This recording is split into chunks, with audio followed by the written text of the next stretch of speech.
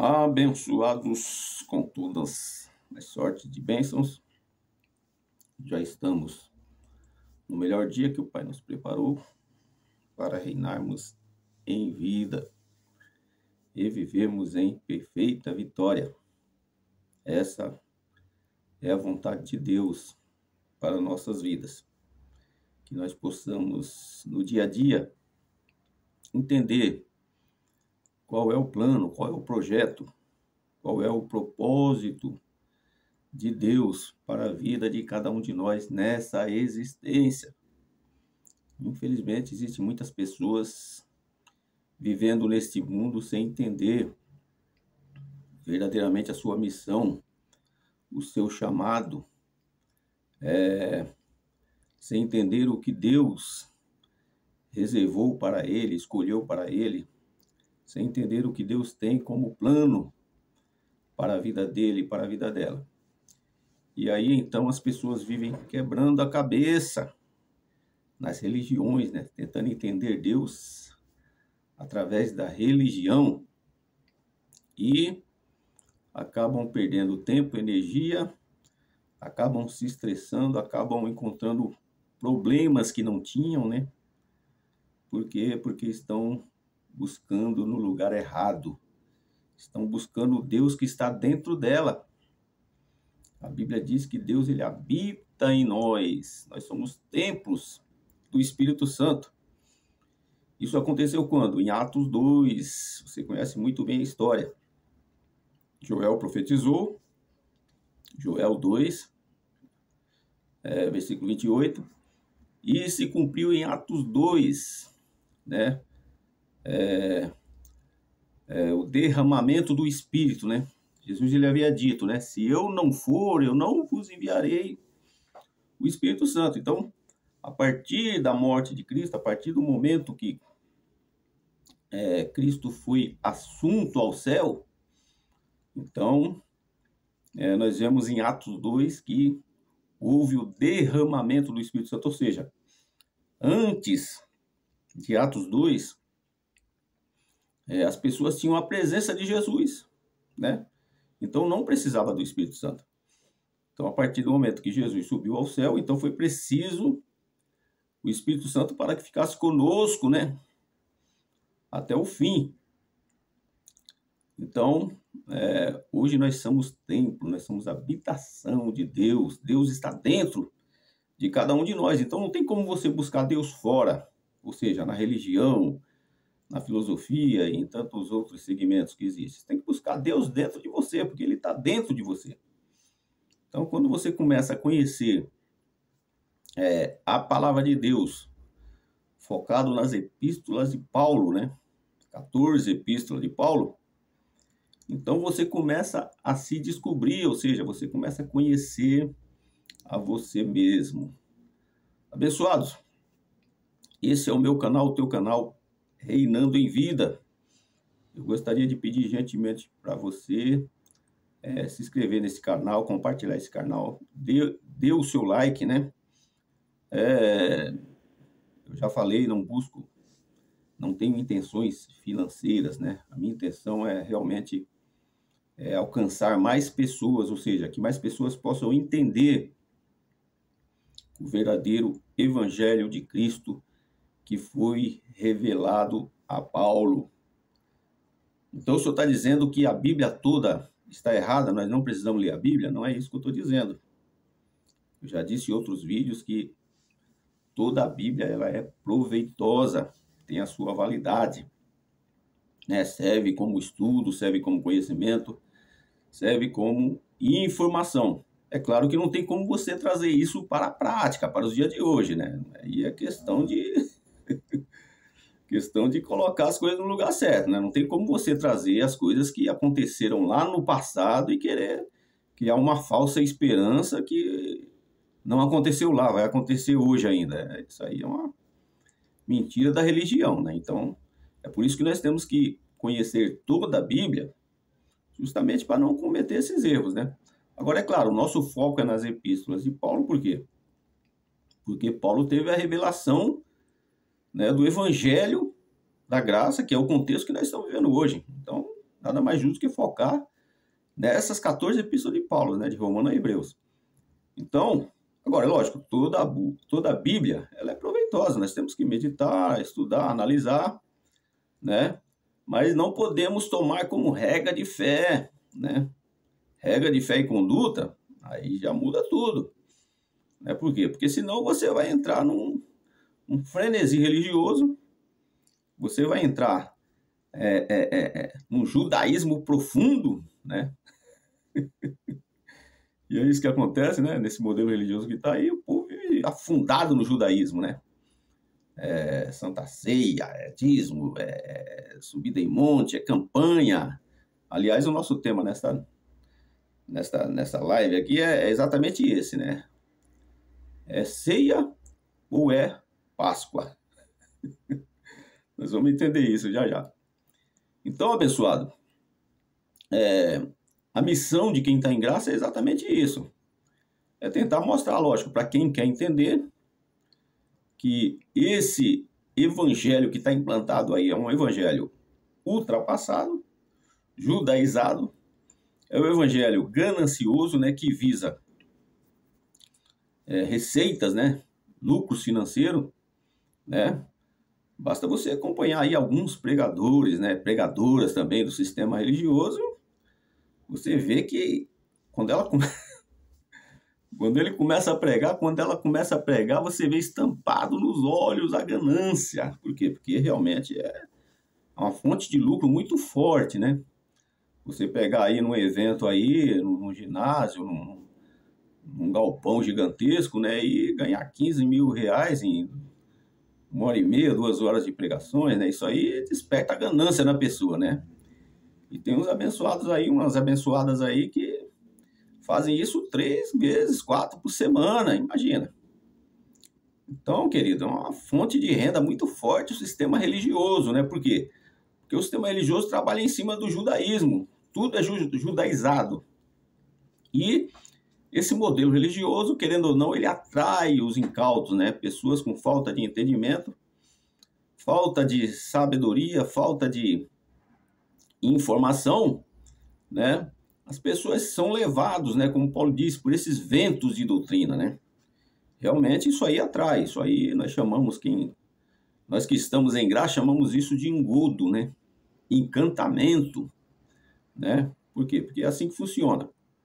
Então, lógico, os pastores presidentes, né? Os pastores, né? Não estou aqui generalizando, né? Existem muitos pastores sérios, né? No sistema religioso, eu conheço muitos.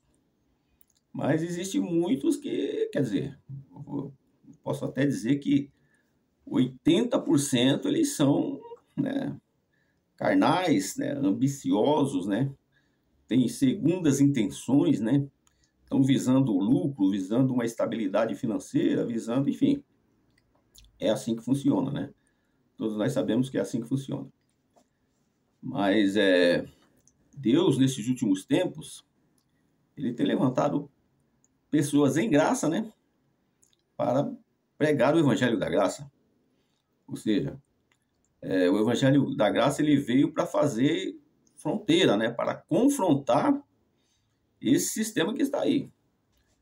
O evangelho da graça é novo? Não. O evangelho da graça é antigo, né?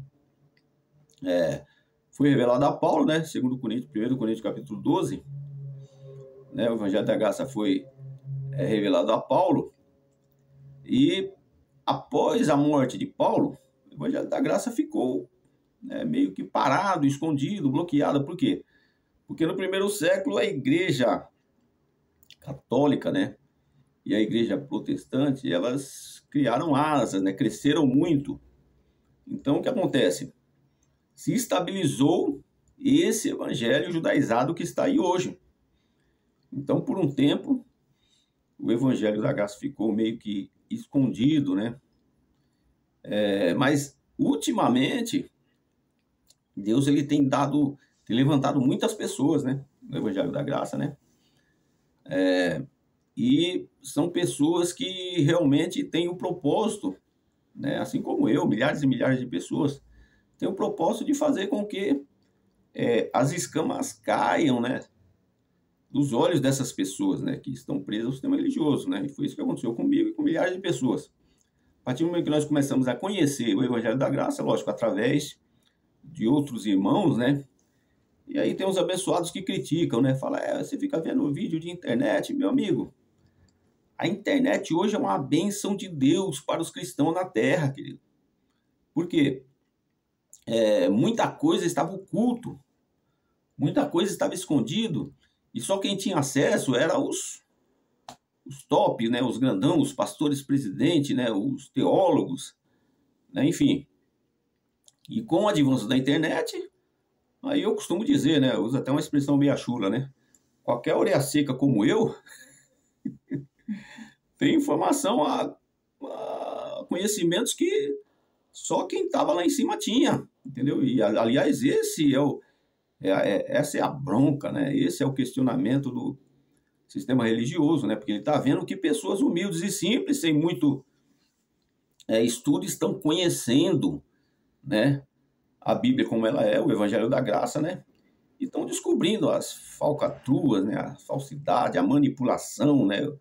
O judaísmo, né? Que está implantado aí através da religião, né? Então, abrindo os olhos, né? Estão caindo em si, o véu da religião está caindo e são milhares e milhares, né? Quem está no sistema religioso chama a gente de desigrejado. Não, esse é um dos adjetivos, né, que eles nos chamam, né? Outros chamam de desviado, outros chegam a falar filho do diabo, filho da perdição e por aí vai. Vários adjetivos que eles classificam, né?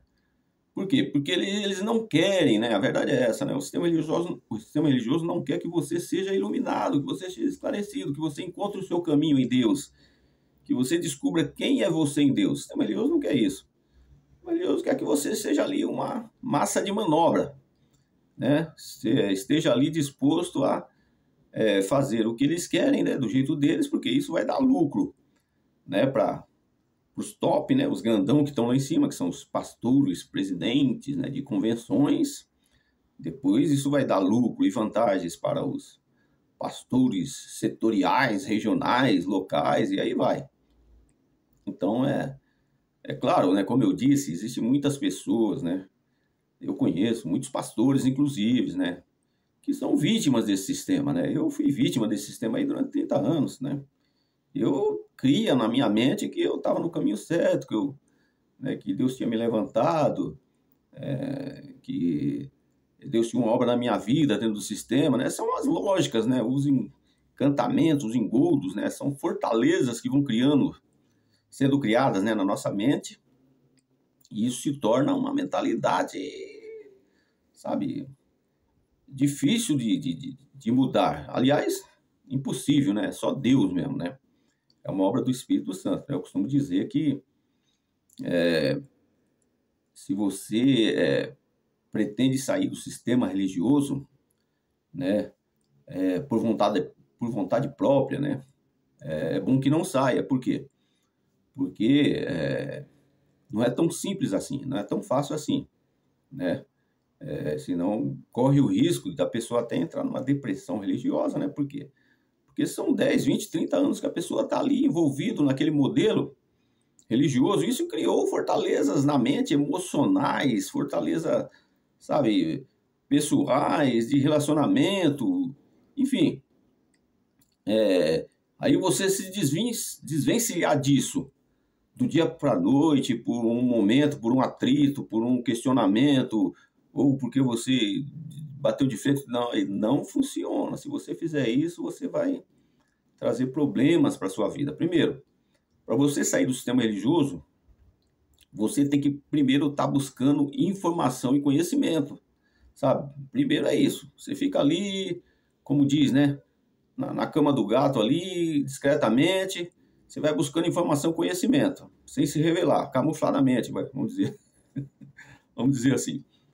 Aí quando você vê que Deus já te deu um certo entendimento e conhecimento, aí você vai orar a Deus, pedir um direcionamento a Deus, pedir insights, né, a Deus. E Deus, ele vendo que você já amadureceu, né? Você não é mais menino, você já é adulto na fé. Então Deus ele vai te dar um direcionamento, né? E dentro desse direcionamento que Deus vai te dar, você vai sair do sistema religioso, meu amigo, em paz, tranquilo, sem bater de frente com ninguém. Sua vida vai fluir, tudo vai dar certo. Por quê? Porque você, primeiro, você buscou estudar, hein? Buscou informação. Depois você buscou um direcionamento de Deus.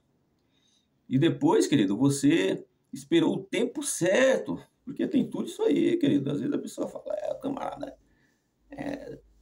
tá em graça hoje porque se desviou, porque brigou com o pai. Nada disso, meu amigo. Existem esses casos, claro, que eu não aconselho. Eu não aconselho, sinceramente, né? Mas o correto, né, que eu costumo dizer, é você sair em paz, em harmonia. Eu, graças a Deus, as pessoas, os amigos que eu tinha lá no sistema, continuam meus amigos, sabe? Não tem problema nenhum. As igrejas que eu frequentava, o ministério, enfim, todos continuam meus amigos. De vez em quando eu encontro os abençoados aí do sistema e, para mim, estou em paz com eles, tranquilo, sem problema nenhum. Não é por quê? Porque eu tive essa preocupação de fazer as coisas certas, né? Para ter a bênção de Deus, né, abençoado? Senão fica difícil. Quando você sai brigado, quando você sai, sabe, revoltado com alguma coisa, né? A Bíblia diz, né? Se você tem alguma coisa contra o seu irmão e quer uma bênção de Deus, primeiro você tem que se consertar com ele, pedir perdão para ele. Enfim, você não tem que pedir perdão para Deus, né? Deus não tem nada a ver com seus erros, com seus enganos, com suas frustrações. Você tem que pedir perdão para o seu irmão lá que você ofendeu e automaticamente você recebe o perdão de Deus, ou seja, por Deus você já está perdoado, né? E aí sim, você vai seguir seu caminho, você vai seguir em paz, tranquilo, seguro e sem o temor do mal. Abençoados, é assim que funciona, né? Quando Deus, né? Quando Deus ele faz essa mudança, essa virada de chave na sua vida, vamos dizer assim, e que você tem os seus olhos iluminados e começa a entender, né, qual é a boa, agradável e perfeita vontade de Deus para a sua vida, né? Os irmãos que estão presos no sistema estão errado? Não, eles estão certos, meu amigo. É um questionamento que nós temos que entrar, às vezes mesmo até sem querer, né? É a questão da soberania de Deus. O que é a soberania de Deus? Existe a soberania de Deus, né? É a soberania absoluta de Deus, né? Deus ele faz o que ele quer, quando ele quer, como ele quer, do jeito que ele quer, meu amigo. Tudo está no controle dele. Livre-arbítrio, querido, está longe da soberania de Deus, né? Tem uns abençoados aí que focam tanto no livre-arbítrio, como que se o livre-arbítrio pudesse mudar Deus. Não tem como, querido. Livre-arbítrio é coisa humana, é coisa do homem. E aí existe também a soberania permissiva de Deus, ou seja, a vontade permissiva de Deus. Então, eu, por exemplo, passei 30 anos no sistema religioso, tem abençoados nossos aí, irmãos, que passaram menos tempo, outros mais tempo, por uma vontade permissiva de Deus, querido. Deus queria que eu ficasse nesse godo, nesse encantamento religioso o tempo todo? Lógico que não, Deus não queria. Aliás, Deus não tem nada a ver, querido. É outro detalhe, com esse sistema religioso que está aí. Deus não tem nada a ver. Esse sistema religioso ele vem encapado, ele vem envelopado com uma falsa piedade, mas Deus não tem nada a ver com isso, querido. O modelo que nós estamos vivendo hoje, o pacto que nós estamos vivendo hoje é um novo pacto, não é o antigo pacto. Não é esse pacto judaizado que ficou lá atrás. Então, quando você entende isso, querido, fica muito mais fácil. Você entendeu? Então, Deus permite, muitas das vezes, você passar muitos anos até nesse sistema judaizado para você pegar o quê? Estrutura, conhecimento, informação, né? Você amadurece, né? Como cristão e como pessoa também, né? É um processo que Deus permite você passar. Não que Deus concorde com isso, mas Deus permite. E depois desse período de tempo, no tempo de Deus, aí Deus te eleva de nível, Deus te coloca no nível mais avançado, onde Ele quer que você realmente chegue. É assim que funciona. Por isso que eu foco nessa questão de você esperar o tempo de Deus, a vontade de Deus. É no tempo de Deus e do jeito que Deus quer também. Então, Eu já vi muitos abençoados aí falando a respeito, né, da soberania de Deus e eles acabam misturando um pouco, né? Porque inclusive tem um abençoado aí na internet, né, sem querer citar nome, e ele diz que tudo é Deus, né? Tudo é soberania de Deus, tudo é da vontade de Deus. Querido, não é bem assim, sabe? Que Deus tem o controle de tudo, nós sabemos que Deus tem. Que Deus ele tem a soberania absoluta sobre tudo, isso aí é claro que ele tem. Mas nós temos que entender, querido, que existe a vontade permissiva de Deus, existe o livre-arbítrio humano, né? Então, abençoado, é claro, as pessoas costumam atribuir a Deus, né, tudo que é bom e tudo que é ruim também, né? E não é assim. A gente tem que ver que tem muitas coisas boas que nós fazemos e muitas coisas ruins também que fazemos que não tem nada a ver com Deus, foi livre-arbítrio nosso, né? Por exemplo, você é uma pessoa abençoada nessa vida, vamos dizer assim, né? Você tem uma profissão boa, um salário bom, você tem uma casa boa, um carro bom. Meu amigo, é lógico que atrás disso tudo existe uma bênção de Deus, né? Uma vontade permissiva de Deus. Mas foi o seu livre-arbítrio que fez você correr atrás e conseguir o que você tem, querido, nessa vida. É assim que funciona, né? Tem coisa que é Deus que faz, agora tem coisa que é nós que fazemos. Aí vamos já ir para outro extremo, né? A pessoa resolveu agredir a mulher dele, sabe? O camarada brigou com a mulher, com os filhos, sei lá com quem, e agrediu, houve agressão física e gerou até polícia, delegacia, polícia. Aí o camarada fala que isso aí foi Deus que permitiu, né? Tem um caso de uma irmã, coitada, na sua simplicidade, na sua humildade, ela foi dar o testemunho, né, da vitória que Deus deu para ela, e ela disse que foi Deus que permitiu o marido dela agredir ela. Olha que loucura, querido. Olha o que a religião faz com as pessoas. Meu amigo, como é que Deus vai permitir que uma pessoa agride outra? Não existe isso, querido. O Deus que nós servimos é um Deus de amor, um Deus de paz, um Deus de harmonia, um Deus de longanimidade, um Deus de perdão, sabe? Isso aí até acontecia lá atrás, no antigo pacto, né? Deus permitia, assim, que um exército se levantasse. Aliás, Deus levantava, né, alguns exércitos para combater o seu próprio povo naquela época. Por quê? Porque havia um propósito de Deus, um projeto de Deus, um plano de Deus. Deus, dentro da sua soberania, ele permitia aquilo. Era antigo pacto. Agora, hoje, querido, hoje nós estamos em graça. Hoje é paz, harmonia, tranquilidade no espírito, né? Hoje nós vivemos, né? Quem está em graça costuma dizer isso também. Nós já estamos vivendo no reino eterno. Nós estamos vivendo a eternidade, querido. Nós estamos vivendo a nova aliança. Você entende? É claro que isso tudo no sentido espiritual, né? Porque enquanto nós estamos aqui nessa matéria, enquanto nós estamos nesse plano físico, nós estamos sujeitos, né, a tudo que está ligado a essa condição física que estamos aqui. Mas num plano espiritual, querido, Deus já nos cercou de toda sorte de bênção. Nós estamos já reinando em vida, nós já estamos nas regiões celestiais, é o que a Bíblia nos garante. Então, querido, é isso. Não tem como você ficar misturando as coisas mais hoje. O que a gente vê, né? Às vezes até alguns abençoados em graça aí, fica misturando as coisas, né? E trazendo à existência as coisas que não existem. Tem pessoas que conseguem fazer isso, né?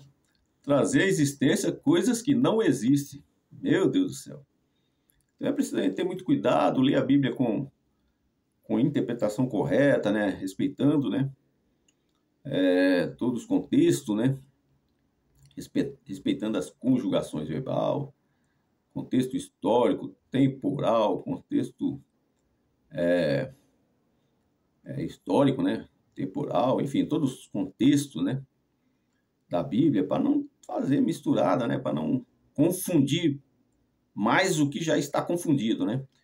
Eu imagino, querido, que a humanidade hoje precisa exatamente disso, de iluminação, entendimento, compreensão, saber colocar cada coisa no lugar certo, porque as pessoas estão cansadas de ser enganadas, ser confundidas, né? Vendo esse evangelho misturado aí, ele fica na sua mente dizendo, puxa vida, a conta não fecha, não é bem assim. E realmente não é. Então, eu acho que o tempo agora, a graça de Deus nos leva, né, a essa reflexão, né, a entender as coisas, né, do ponto de vista do verdadeiro evangelho e separar as coisas, colocar as coisas no devido lugar, para a gente ter um entendimento claro, né, da vontade de Deus, né? Porque senão, querido, a gente fica acreditando num Deus que é um Deus soberano, né, que tem todo o poder, mas está aqui disputando com o diabo, mitológico que não existe, né? Está dizendo que os seus filhos vão para o inferno mitológico que também não existe, né? Está dizendo para os crentes se preparar, né? Você vê uns profetas aí profetizando aí, se prepara, porque eu vou vir buscar a minha igreja. Olha que loucura, querido. Como que Deus vai vir buscar a sua igreja, querido? Não existe isso. Se a pessoa pelo menos explicasse isso, dava para aceitar, né? Se essa pessoa que profetiza que Deus está vindo buscar a sua igreja, falar assim, olha, se prepara porque Deus vai arrebatar o seu espírito, né? Logo, logo você vai tombar ao solo, sua carne vai voltar ao pó, a sua alma também vai voltar ao pó e o seu espírito vai ser arrebatado. Tudo bem, a pessoa explicou, aí é verdade. Mas a volta de Jesus que eles pregam, o arrebatamento que eles pregam é uma loucura, sabe? É um arrebatamento que foi criado no primeiro século, né, pela Igreja Católica, e a Igreja Evangélica abraçou e está implantado até hoje, que nunca existiu e nem vai existir. O arrebatamento aconteceu lá no ano 70, né? No ano 70, após a cruz, né? Então aconteceu o quê? A volta de Jesus, que foi o juízo de Deus, né? Se você ler lá em Apocalipse 14:7, está falando sobre a volta de Jesus, foi o juízo de Deus. A grande tribulação foi um período que aconteceu antes do ano 70, já aconteceu também. E o Apocalipse, que também é uma fonte de renda do sistema religioso, né, que causa medo e terror nas pessoas. Além dele já ter acontecido, ele foi escrito para as 7 igrejas da Ásia. Não tem nada a ver conosco hoje. É só você ler Apocalipse 1:11. Né? Deus falou para João escrever para as 7 igrejas da Ásia. Aí o sistema religioso é perito, né, em trazer para nós hoje, né? Trazer para os dias de hoje coisas do passado. É aí que causa confusão mental nas pessoas. As pessoas com falta de entendimento e compreensão, né, falta de informação, elas não têm informação da verdade. Aí elas acreditam nisso, né? Aí vivem nessa confusão. Por quê? Porque olha para a palavra de Deus diz uma coisa, só que o sistema religioso diz outra. E a pessoa, né, entre não ter entendimento e ficar com medo, né, e terror na mente, elas preferem ficar com medo e terror na mente, sem buscar informação e conhecimento, debaixo do jugo religioso ultrapassado. É assim que funciona, né? Aí aqueles que, por bondade e misericórdia de Deus, começam a buscar informação e conhecimento, ele começa a enxergar, começa a cair as escamas, aí ele começa a analisar uma coisa com a outra, né? Deus começa a dar entendimento e sabedoria, ele vai vendo que realmente esse sistema aí, esse modelo é ultrapassado. Deixa eu ver aqui meu tempo aqui, abençoado, porque senão esse vídeo aqui vai me bloquear. Mas o nosso tema aqui, querido, é sobre a Santa Ceia. Se é ceia ou se é Páscoa. Vamos ver isso daí rapidamente, para nós ganharmos tempo. E eu gostaria de chamar a tua atenção, querido, para 1 Coríntios capítulo 11, versículo 23, que é o textuário, né? Vamos ver rapidamente aqui. 1 Coríntios capítulo 11, a partir do verso 23, diz assim: porque eu recebi do Senhor, que também vos ensinei, que o Senhor Jesus, na noite que foi traído, tomou o pão, e tendo dado graça, disse: tomai e comei, isto é o meu corpo, que a partir do por vós fazer isto em memória de mim. Para a gente ganhar tempo, vamos ficar por aqui, né? Primeiro erro aqui, querido, do sistema religioso, né? Como que você vai fazer alguma coisa em memória de alguém que está vivo? Não tem sentido isso. Jesus está vivo. Como é que você vai fazer isso em memória de alguém que está vivo? Outro detalhe aqui, querido, é que Paulo, ele escreveu aqui, 1 Coríntios, capítulo 11, a partir do verso 23, ele escreveu baseado, querido, no que Lucas escreveu, no que Marcos escreveu.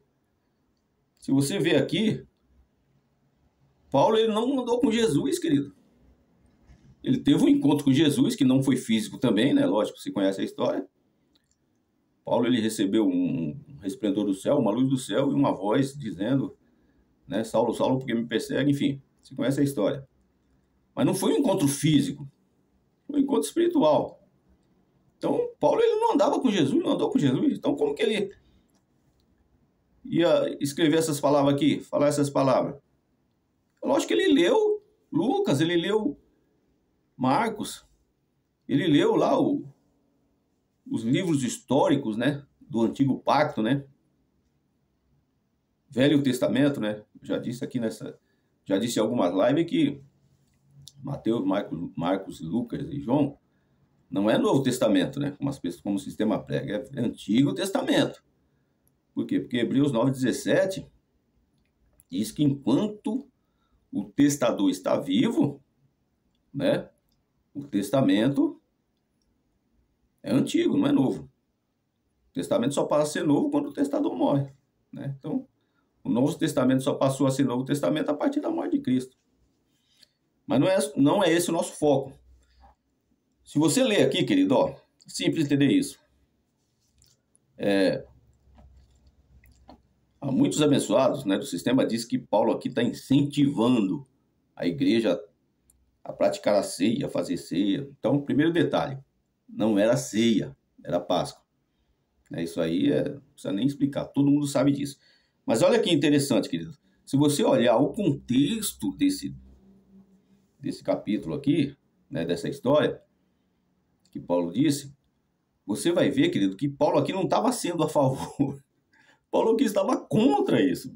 Por isso que você tem que ler a Bíblia com entendimento. Olha aqui no mesmo capítulo 11, no versículo 17, olha o que Paulo está dizendo aqui, ó.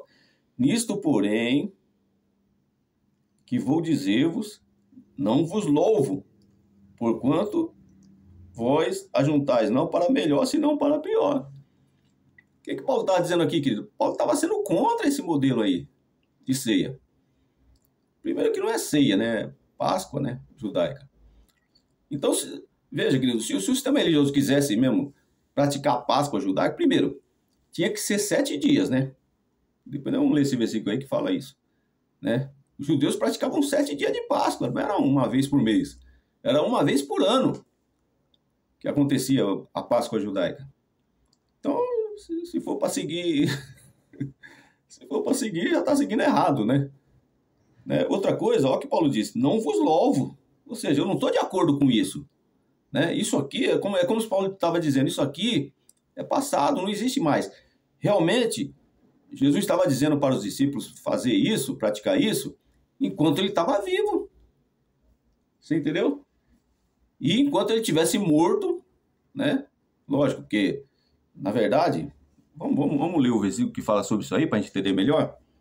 Vamos ler Lucas 22, do 15 ao 16. Olha aqui que diz.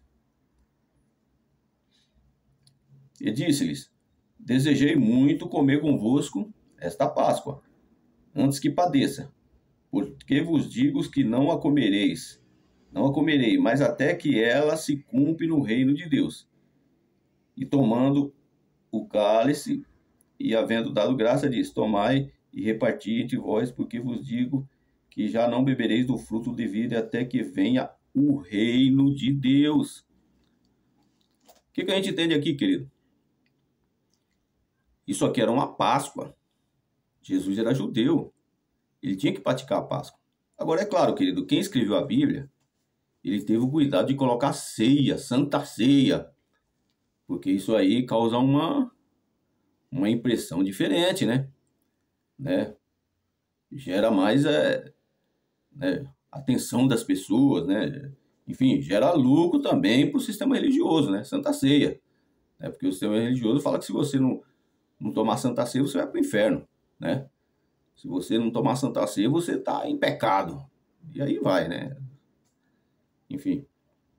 Então, se você analisar, querido, de maneira nenhuma que Jesus estava incentivando isso, né?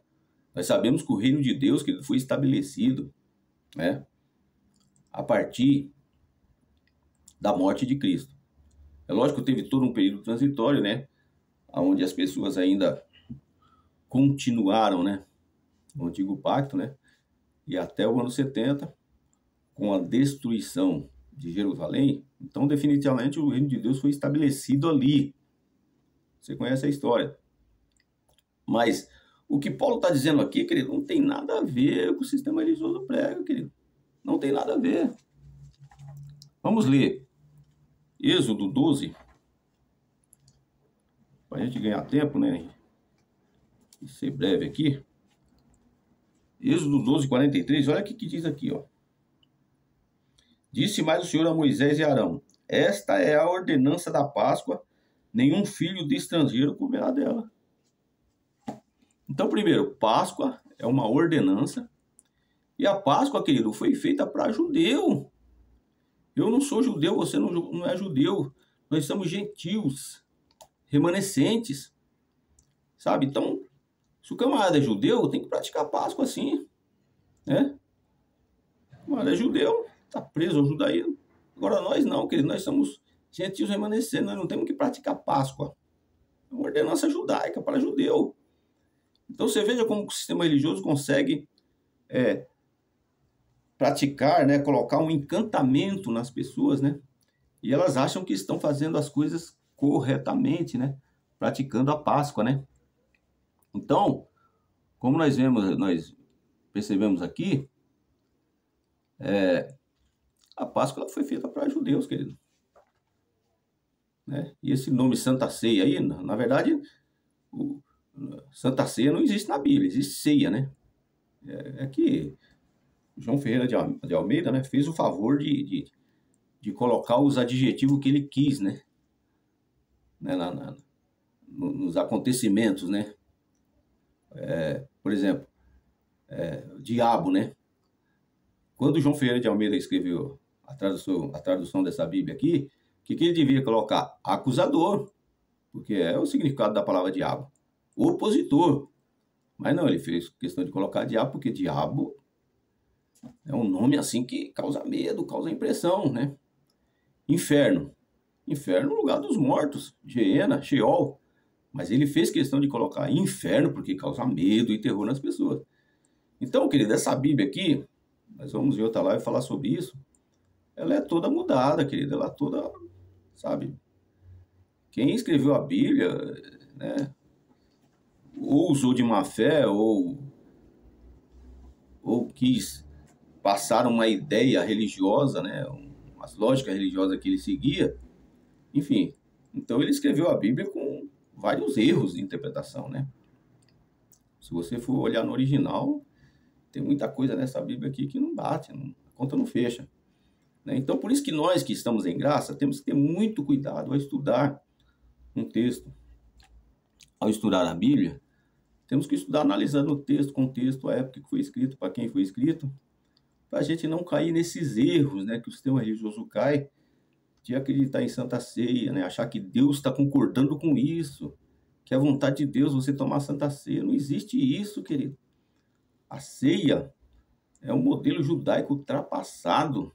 Não tem como a pessoa acreditar nisso e praticar isso mais, né? Tem um versículo que fica muito forte que fala sobre isso daí.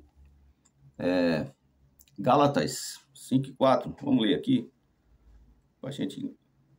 É assim, querido, o assunto é vasto, o assunto é profundo. Por isso que eu dou só uma pincelada. Se a gente for entrar em detalhe aqui, querido, a gente gasta muito tempo, né? E às vezes acaba confundindo um pouco, né? Acaba confundindo, né? Mas eu vou ler aqui com você em Gálatas. Olha o que diz aqui, Gálatas 5:4.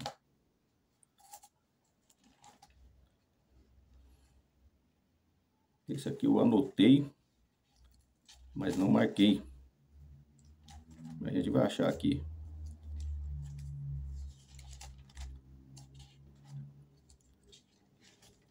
É interessante, abençoado. É interessante a gente colocar cada coisa no seu devido lugar, a gente não entrar nessa confusão religiosa, né? Por quê? Porque, na verdade,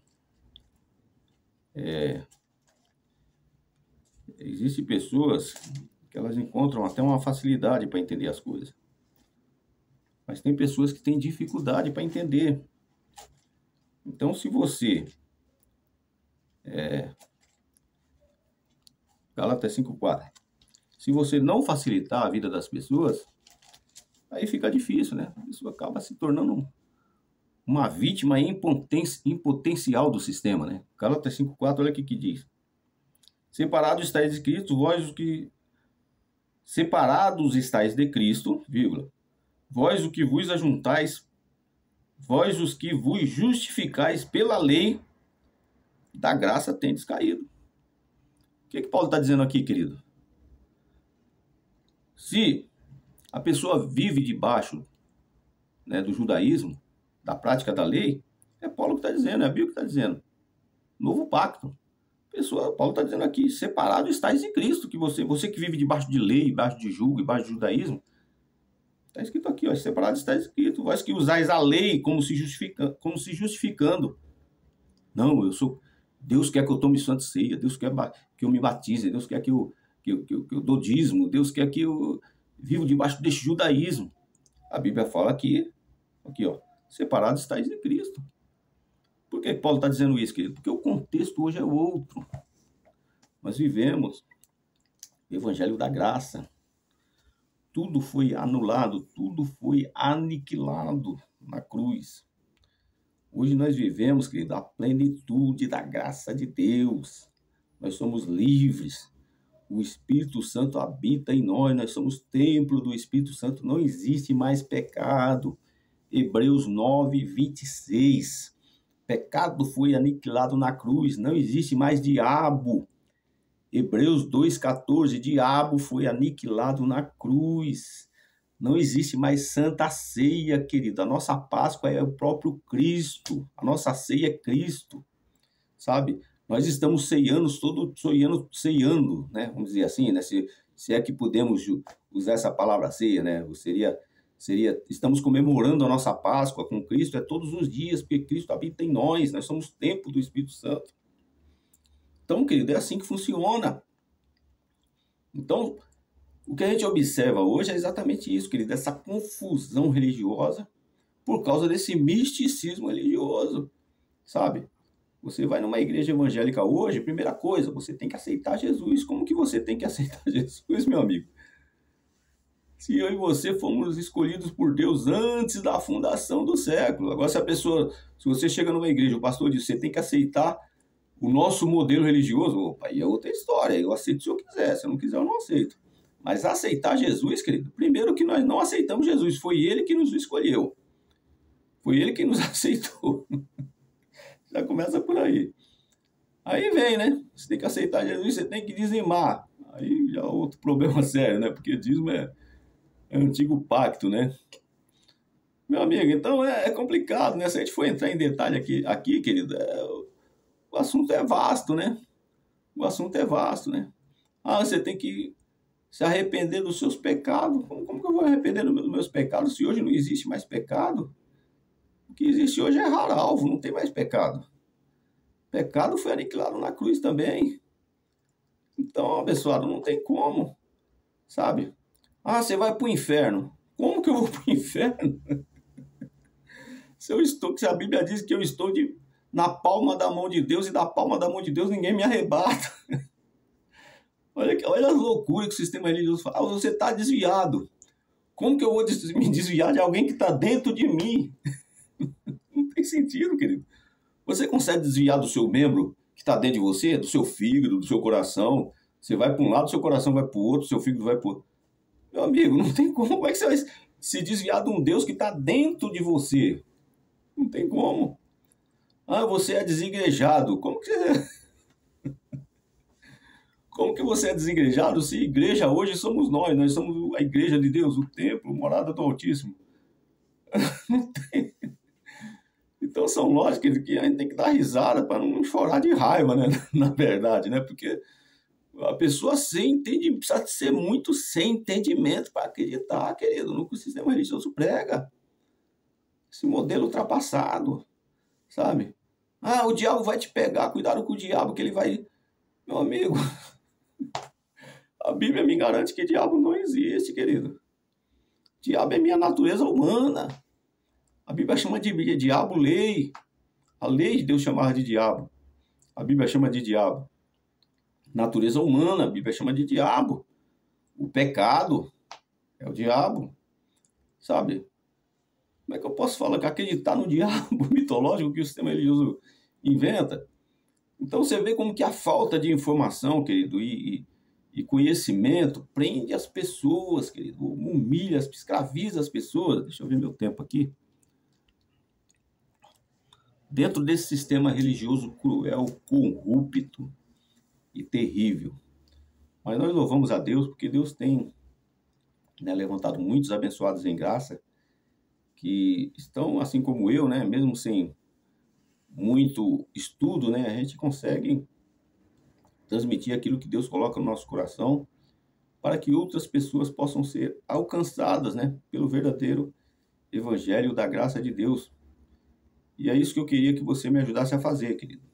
Dando o seu like, se inscrevendo no canal, né, para que nós possamos alcançar mais pessoas através dessa palavra, né? Tem muitos irmãos em graça que já estão fazendo isso há muito tempo. Eu estou começando agora, mas tem muitos abençoados aí que já estão há muito tempo fazendo isso, né? Inclusive eu fui resgatado pela vontade de Deus, né? Através desses abençoados que têm dedicado sua vida, seu tempo, né? E eu estou muito longe deles, né? Porque eles são pessoas, você vê que pessoas que se dedicam, estudam, né? Perdem horas, né? Estudando a palavra de Deus em graça para poder, né, trazer uma palavra firme, segura, né? Eu, dentro das minhas limitações, né, eu procuro fazer o que eu posso, né? Eu estou tentando melhorar a cada dia, né? Mas a gente tem que começar, né, abençoado? Tem que começar. Mesmo na nossa falta de capacidade, na nossa falta de estudo, o que Deus já deu para a gente transmitir, a gente tem que transmitir. Então esse é o nosso propósito, esse é o nosso objetivo, que você possa também entender qual é a boa, agradável e perfeita vontade de Deus para a tua vida. Deus te abençoe. Tenha um dia abençoado debaixo da graça e da proteção do Pai.